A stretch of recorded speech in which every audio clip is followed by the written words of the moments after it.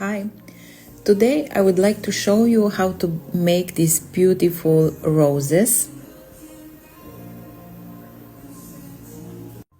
So here I am making a top for my daughter, and this is such a soft and beautiful yarn on a touch.